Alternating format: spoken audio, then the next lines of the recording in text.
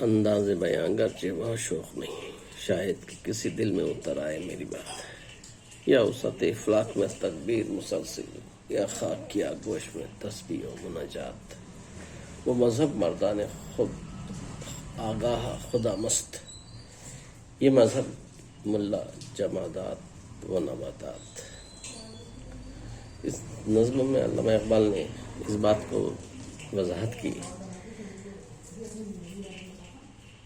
یا وسعت فلاک میں تکبیر مسلسل، یعنی دنیا میں صرف اللہ کا نعرہ بلند کر دینا، نعرہ تکبیر بلند کرنا، یعنی مسلسل جد و جہد میں رہنا، یہ بھی ایک عبادت ہے۔ دوسری عبادت ایک یہ ہے کہ آدمی ایک گوشہ نشین اختیار کر لے اور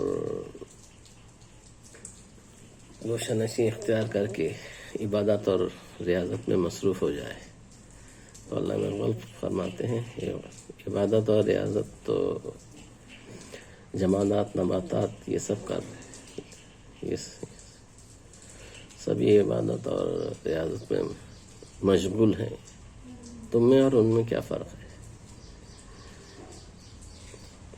اقبال اس بات پر زور دیتے ہیں کہ اللہ کا دین غالب کرنے کے لیے مسلسل جد و جہد کرنا یہ سب سے بڑی عبادت ہے۔